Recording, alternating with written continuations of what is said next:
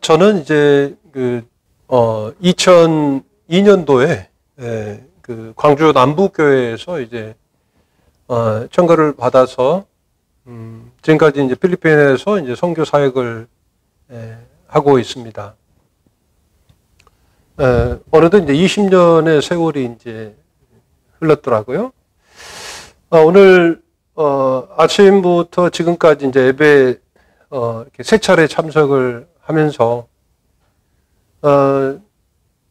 일부 예배 때 이제 그 60대 이상의 이제 어르신 노 형제 자매들과 이렇게 예배를 드리고, 또 2부 예배 때는 또 이제 35세 이상부터 이제 50대 형제님들, 또 이렇게 또 3부 예배로 35세 이하의 이렇게 또 젊은 새벽 이슬 같은 또 형제 자매들과 함께 예배를 드리면서 필리핀의 이제 선교 사역이라고 하는 것이, 또 이루어진 일들이라고 하는 것이 어떤 선교지에 있는 선교사들의 어떤 사역으로만 이루어지는 것이 아니었구나라고 하는 것을 아주 이렇게 깊이 깨달았습니다. 그래서 그 어떤 역사들이 어떤 선교사들의 특정한 몇몇 사람들에 의해서 이루어지는 것이 아니고, 많은 성도님들의 그런 기도와 또 후원을 통해서 하나님이 역사하시는 것이구나라고 하는 것을 이렇게 깨닫게 되었어요. 사실 선교사라고 이렇게 제가 불리움을 받습니다만은, 선교사라고 하는 이제 의미는 영어로 하면 이제 미셔너리죠. 미셔너리인데, 미셔너리라고 하는 것이 이제 미션을 감당하는 자, 미션을 이루는 자라고 하는 뜻을 가지고 있습니다. 그래서 톰 크루즈가 나온 뭐 미션 임파서블 이런 영화도 있잖아요. 이루기 힘든 그런 사명들을 완수하면서 관객들에게 이제 감동을 주는 그런 영화도 있는데, 결국은 이제 선교사라고 하는 것은 이제 사명자지요.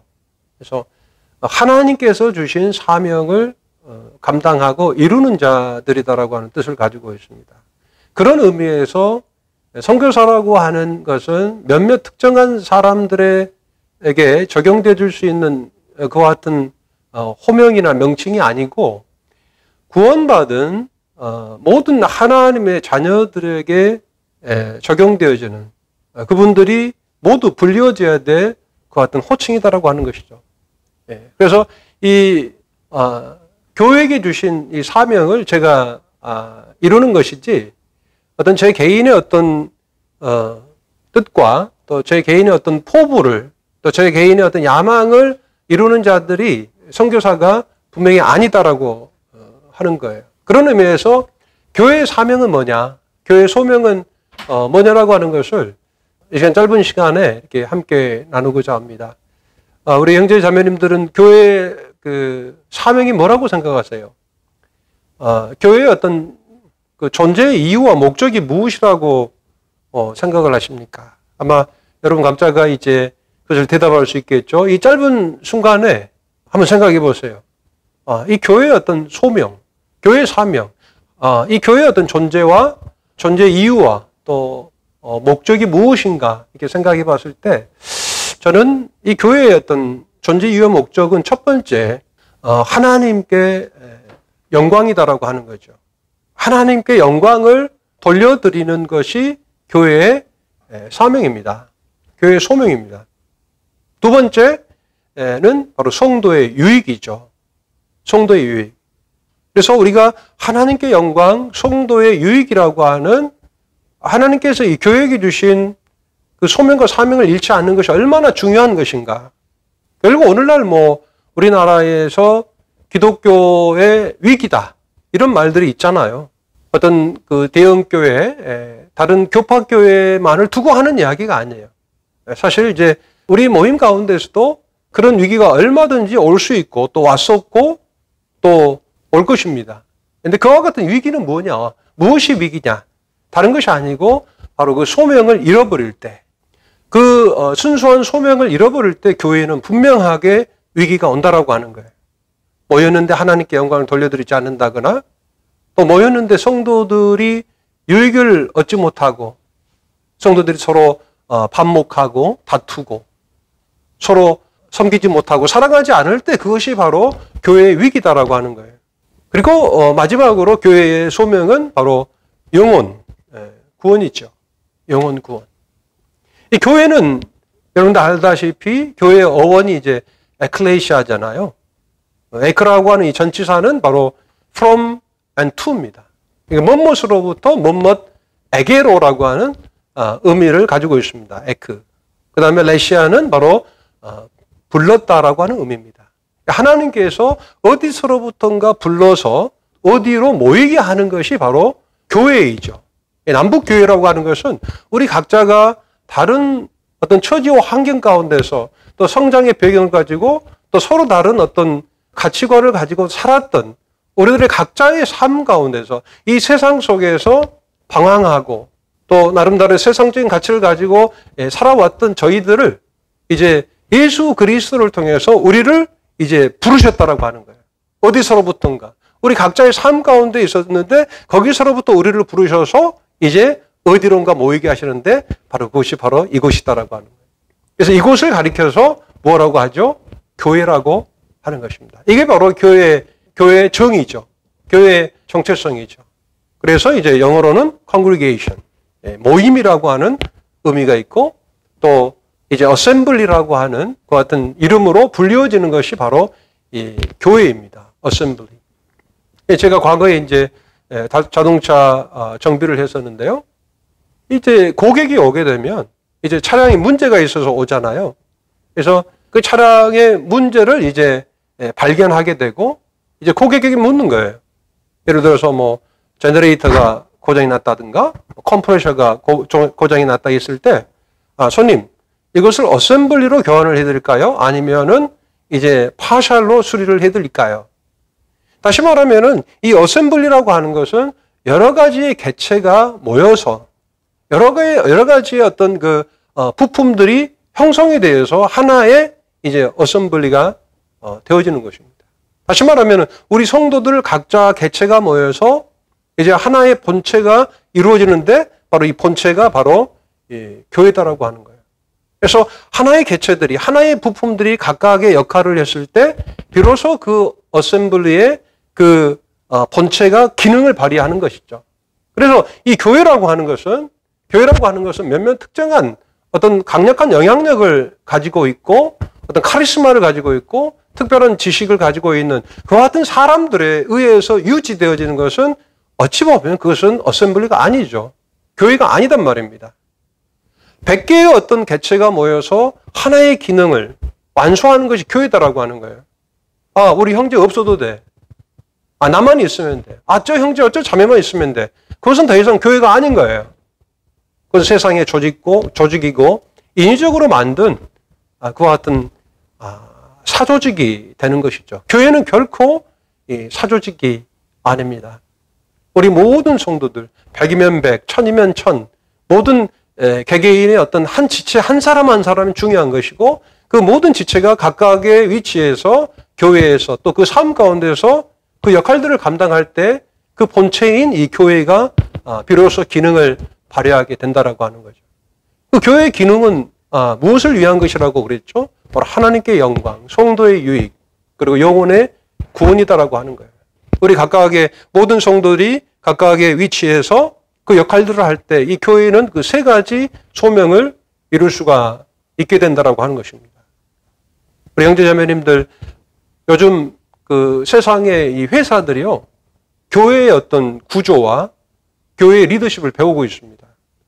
회사라고 하는 것이 이제 코오퍼레이션이라고 그러잖아요. 이 코오퍼레이션은 이제 그 코페루스라고 하는 이 단어에서 나왔다고 그래요. 이 코페루스라고 하는 이 단어는 어떤 의미냐면 몸이다라고 하는 뜻을 가지고 있어요. 세상의 조직, 세상의 회사조차도 자기들의 어떤 핵심 가치를 위해서 또 회사가 추구하는 그 목표를 향해서 한 몸으로서 그 회사가 뭡니까? 단합이 돼서 이제 그 가치들을 이루는 것이에요. 그런 의미에서 이제 이 교회는 바로 예수 그리스도의 몸으로서 하나님께서 우리를 통해서 이루시고자 하시는 소명을 이루는 것이 바로 교회다라고 하는 거예요.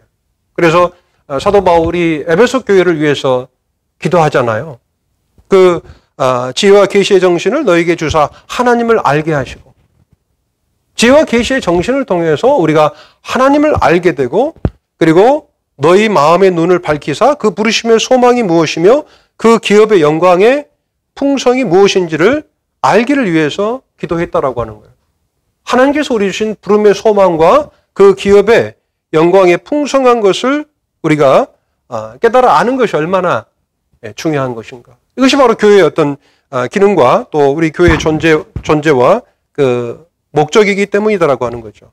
우리 에베소서 1장 5절 6절 말씀을 함께 읽도록 하겠습니다.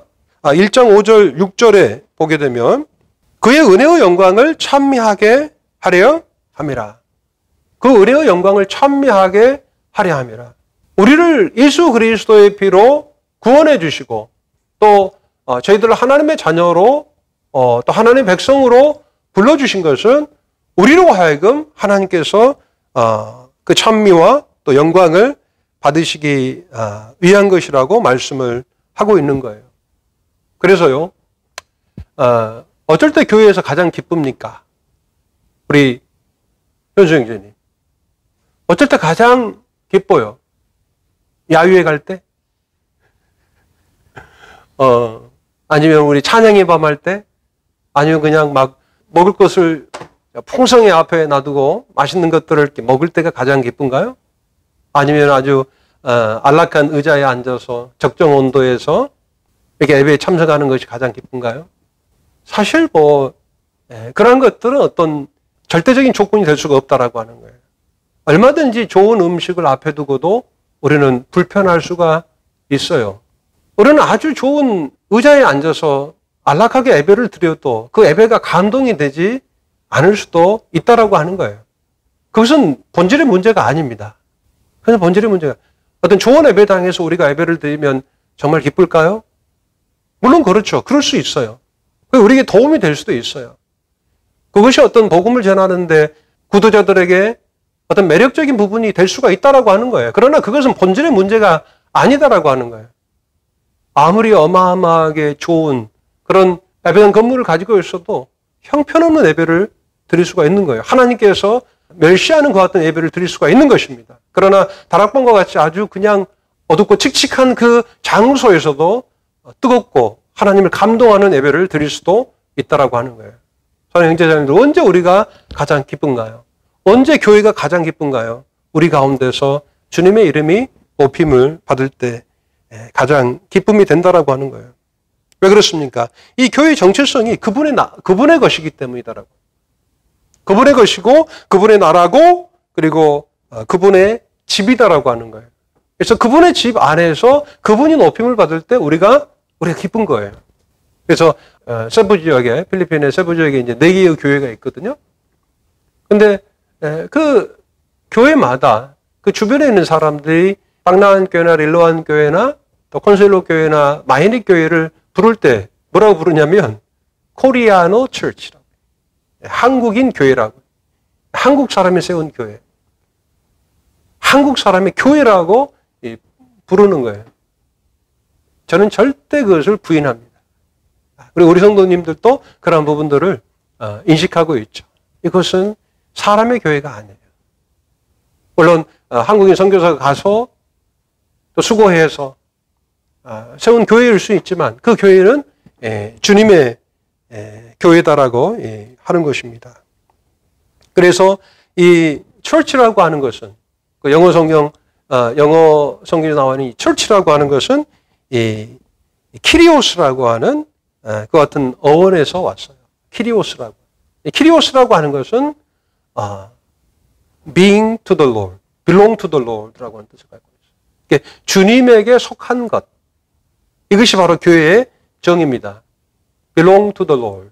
그러니까 주님에게 속한 것이 바로 교회라고 하는 거예요. 이것을 우리가 인식하는 것이 얼마나 중요합니까? 이것은 사람에게 속한 것도 아니에요. 국가에게 속한 것도 아니고 바로 천지를 창조하신 하나님에게 속한 것이다라고 하는 거예요.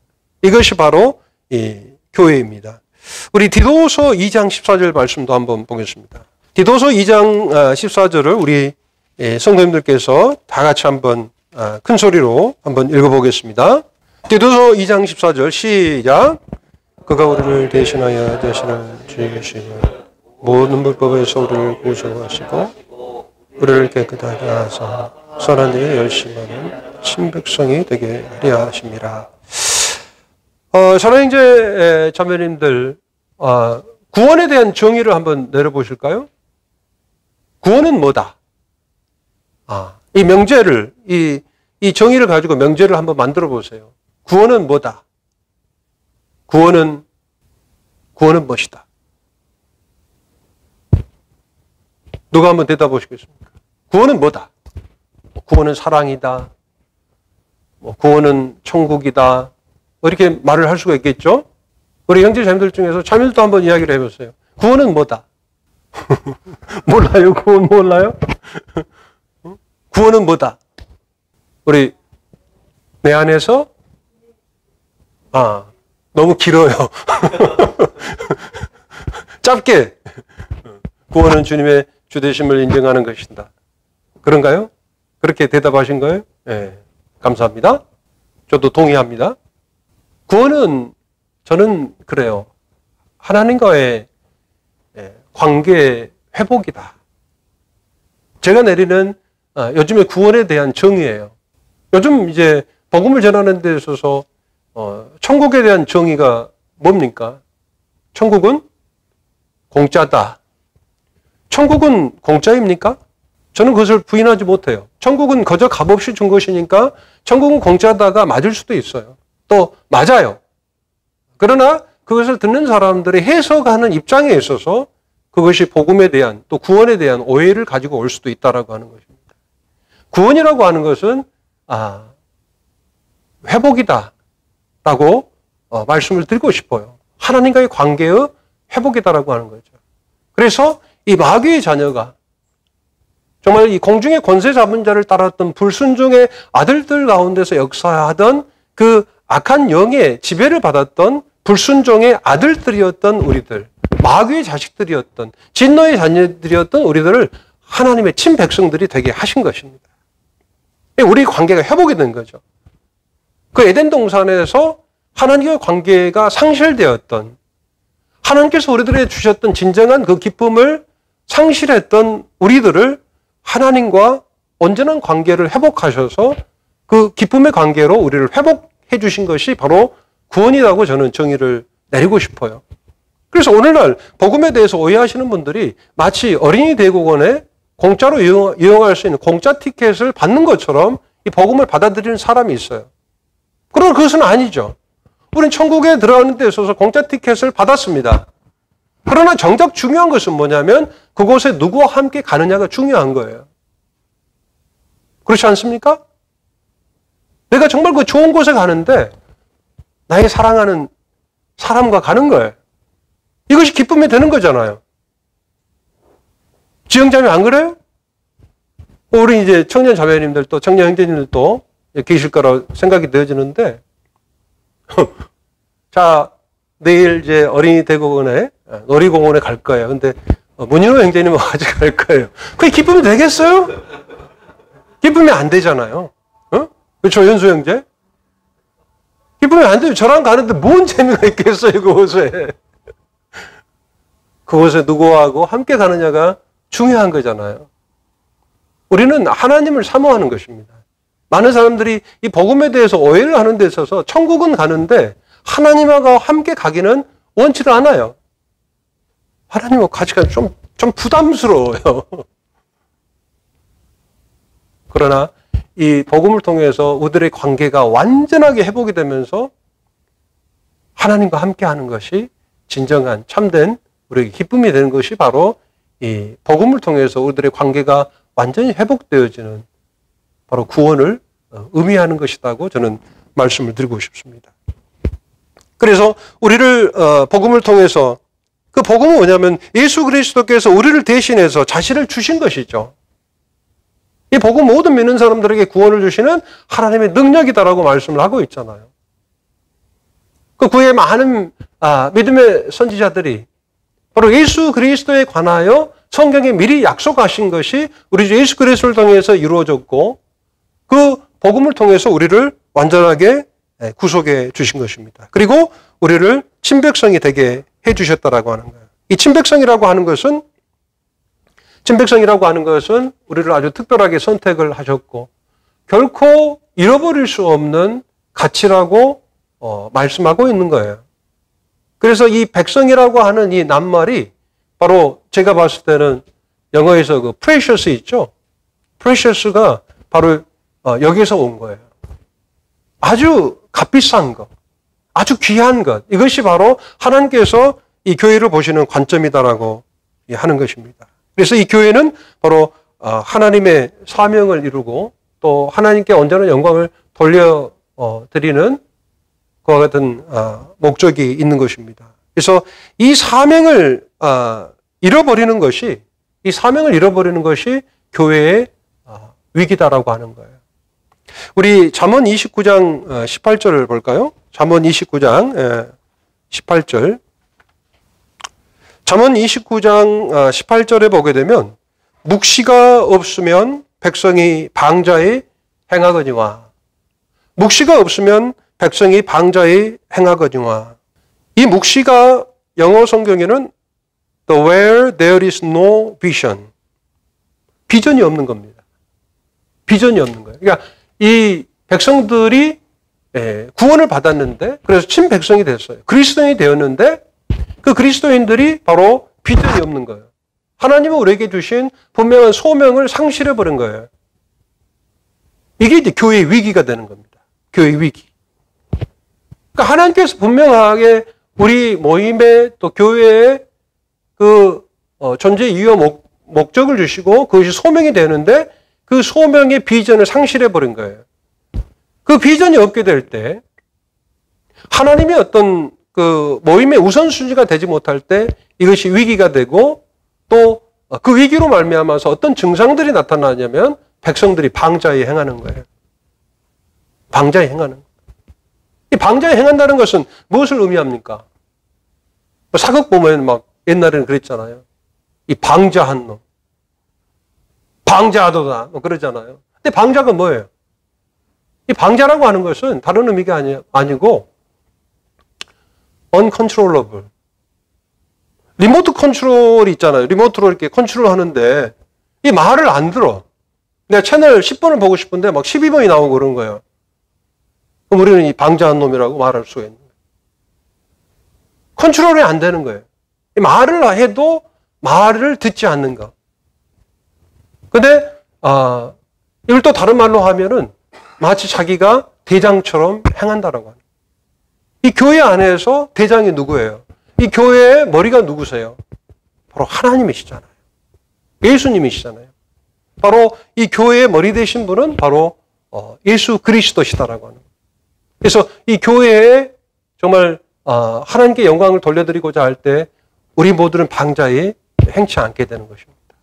내 뜻대로 내 마음대로 내 생각대로 교회에 참여하고 그런 것이 아니고 정말 말하는 것이나 행동하는 것이나 또 여러분들의 은사를 활용하는 데 있어서도 온전히 하나님께 영광을 돌려드린다라고 하는 그 어떤 목적과 동기를 가지고 행하게 될 때 하나님께서 영광을 받으신다라고 하는 것입니다. 그렇지 않게 될 때 우리는 허영과 다툼으로 해가게 되고 그러면서 반목하게 되고 나뉘어지게 되고 모임에 와서도 기쁨을 얻지 못하고 그런 역사들이 잘못된 역사들이 일어난다고 말씀을 하고 있는 것입니다.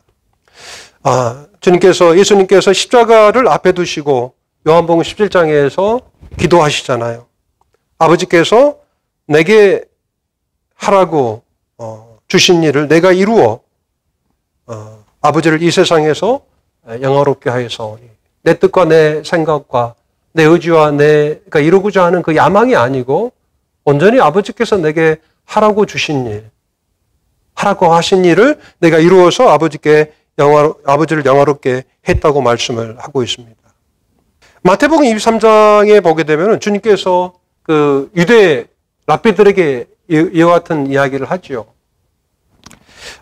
너희는 랍비라 칭함을 받지 말라. 이렇게 말씀을 하고 있죠.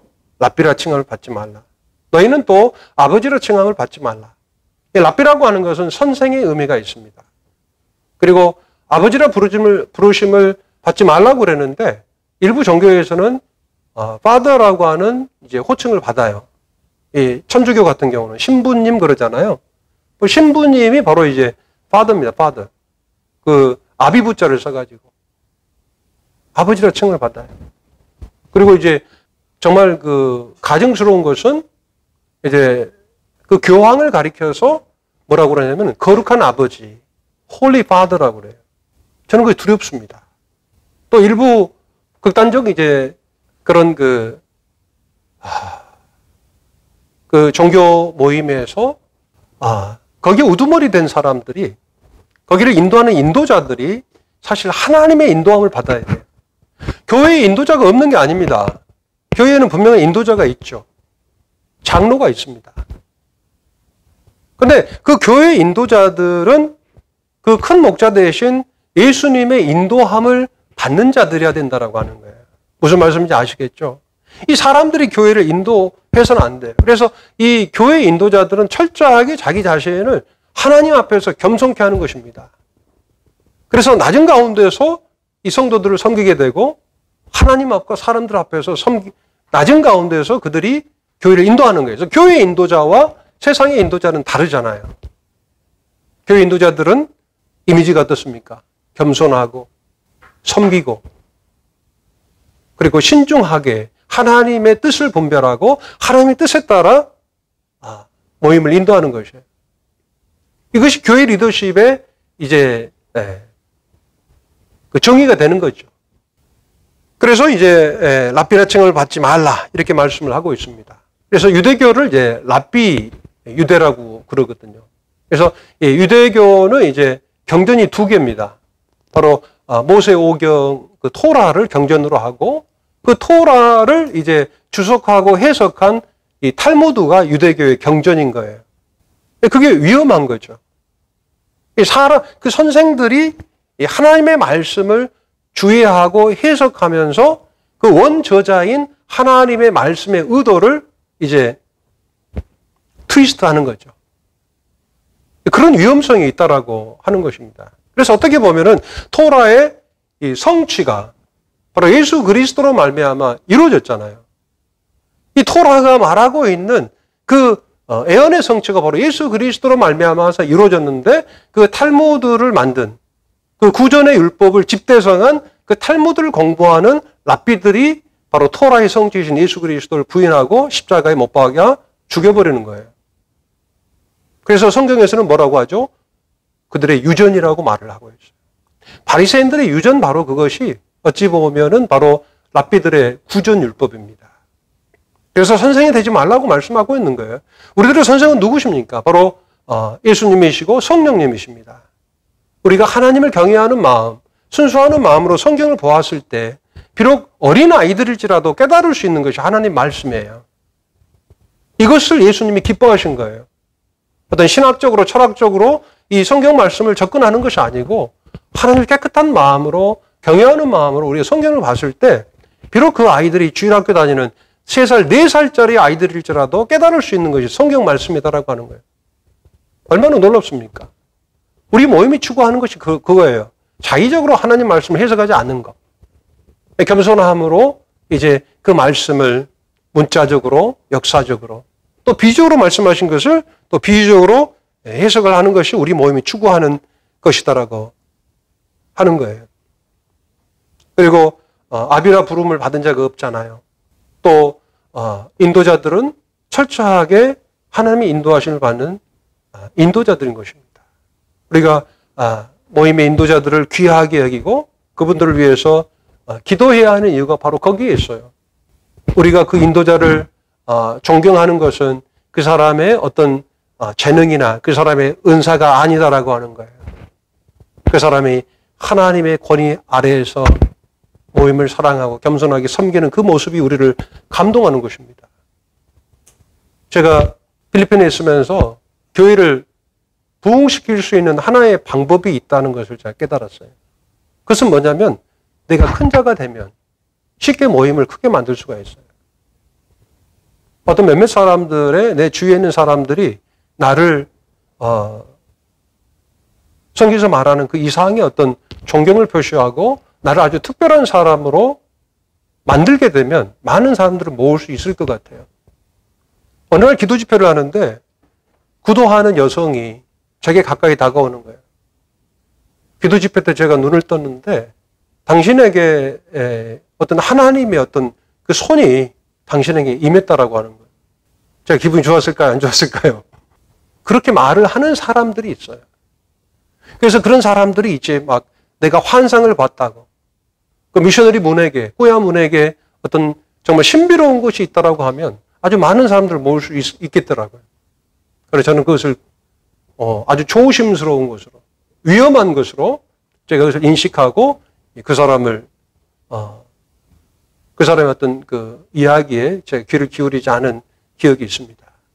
그래서 아주 위험한 것이죠. 하나님께서 일하시고 하나님께서 인도하시는 대로 교회를 인도하는 것이 교회의 인도자다라고 하는 거예요. 제가 개척한 지 8개월 만에 제가 그 한국에 나와서 몇 달 동안 이렇게 거하게 되는데 침례 받은 지 이제 8개월 또 2개월 된 형제님들과 자매님들이 함께 모여서 교회를 형성하고 있어요. 그리고 예배를 드리고 또 수요 시간에는 또 말씀 교제를 나누고 또 기도 집회 시간에 기도를 하고 있습니다. 왜 그것이 가능할까요? 일부 교파교회에서는 그와 같은 것이 불가능할 수가 있죠. 그러나 우리 모임이 추구하는 것은 절대적으로 우리 모임 가운데 하나님 말씀에 의존하고 또 성령님께서 역사하신다라고 하는 것을 믿기 때문에 그들 가운데 역사하는 성령님과 그 은혜의 말씀께 부탁하고 나올 수 있었던 거예요. 이제 언뜻 보니까 이제 한 달 20일, 거의 이제 50일 이제 되는데 요즘 이제 SNS가 잘 되고 있잖아요. 그래서 SNS를 통해서 마이닉 교회 어떤 상황들을 보고 있는데 저 없이도 잘 모이고 있더라고요. 얼마나 감사한 일입니까? 그리고 이 교회는 바로 성도들의 유익이라고 그랬잖아요. 그래서 우리 젊은 형제 자매님들이 성숙하신 분들은 나보다 더 남을 낮게 얘기해요. 그래서 그 남들을 바로 이렇게 세워주죠. 격려해주죠. 그러나 이제 미숙한 사람들, 어떤 자기 중심적인 사람들은 자기가 제일 나은 거예요. 다른 사람들을 낮게 해야 되는데 낮게 해요. 이 낮다하고 낮다의 의미를 아시겠죠? 다른 사람들을 무시하고 다른 사람들을 무시하고 멸시하고 또 내가 더 낫다라고 하는 그런 마음들을 가질 때 어떤 은사의 활용이 활발하게 이루어지지 않게 되는 것입니다.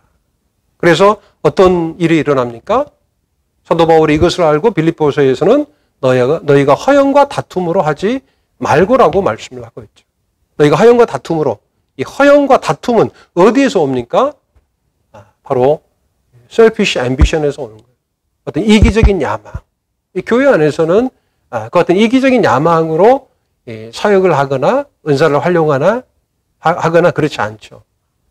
모든 것들이 주님께 영광이 되고 성도에게 유익이 되기 위해서 우리가 은사를 활용하고 있다라고 하는 것입니다. 이것이 바로 교회에게 주신 하나님의 사명이고 소명이다라고 하는 것입니다. 마지막으로 교회에게 주신 소명은 바로 영혼 구원입니다. 이 정말 2년 전만 해도 상상할 수 없는 이 시대가 됐잖아요. 비접촉 시대가 된 거잖아요. 언택 라이프, 랜선 라이프. 그래서 막 인터넷 시대다, 또 비접촉 시대다. 이 같은 상황 가운데서도 우리는 어떤 모양으로도 때를 얻든지 못 얻든지 하나님 말씀을 전파해서 영혼들을 구원하는 사역을 해야 된다라고 하는 것입니다. 이것이 바로 주님이 우리들에게 주신 소명이에요. 제가 필리핀에서 그와 같은 사역을 이루어가는 어떤 그런 가운데 있어서 또 광주 남북교회도 동일하게 하나님께 주신 소명을 바로 영혼들을 구원하는 이와 같은 사역에 사실 매진해야 된다라고 하는 것입니다. 예수님께서 십자가에 죽으시고 3일 만에 부활하시고 친히 사심을 40일 동안 나타내 보이셨죠. 그리고 이제 승천하셨습니다. 승천하셨을 때 바로 제자들에게 주신 사명이 뭔지 아시죠? 뭔가요? 바로 마태복음 28장 19절과 20절에 나온 말씀이죠. 그 말씀을 또 한번 읽어보겠습니다. 마태복음 28장. 그러므로 너희는 가서 모든 족속으로 제자를 삼아 아버지와 아들과 성령의 이름으로 세례를 주고라고 말씀을 하고 있습니다. 바로 이 교회는 복음을 통해서 바로 제자를 삼는 일을 해야 된다라고 하는 거예요. 제자를 삼는. 복음을 전해서 구원을 지식적으로 시인하는 그 같은 일이 아니고 그것이 전부가 아니다라고 하는 거예요. 그래서 이 복음은 단회적으로 복음이 전해져 가지고는 안 되는 거죠. 바로 제자를 삼는 것이 바로 예수님께서 그 제자들에게 주신 사명이었다라고 하는 거예요. 이 제자를 삼는다는 것은 뭐냐면 그들을 가르치고 훈련하라는 그런 의미를 가지고 있습니다. 그래서 우리 형제 자매님들도 이제 최근에 구원받으신 우리 형제 자매님들이 계시다면 이제 복음을 지식을 통해서 우리 예수 그리스도를 영접하게 되고 구원을 이제 확신하셨다면 여러분들은 이제 제자로서의 삶을 살아야 되겠다라고 하는 그런 마음을 가지셔야 된다라고 합니다. 내 자신을 부인하고 또 주님께서 내게 주신 그 소명인 그 십자가를 지고 주님을 따라가는 이와 같이 놀라운 삶을 살기로 결심을 해야 된다라고 하는 것입니다. 1000명의 복음을 시인하는 자보다 한 명의 제자를 삼는 것이 더 가치가 있습니다. 교회는 그와 같은 일을 해야 하고 또 내 스스로가 바로 훈련받고 또 교육을 받음으로 인해서 바로 하나님께서 기뻐하시는 제자의 삶을 사는데 우리들의 삶의 초점을 맞추는 것이야말로 이 교회에게 주신 하나님의 소명이요 또 우리 그리스도는 각자에게 주신 소명이다라고 하는 거예요. 하나님이 우리에게 주신 소명, 이것은 하나님께 영광, 성도의 유익, 또한 구원의 영혼의 구원이다라고 하는 것을 오늘 말씀을 전하고 이상 말씀을 마치도록 하겠습니다. 감사합니다.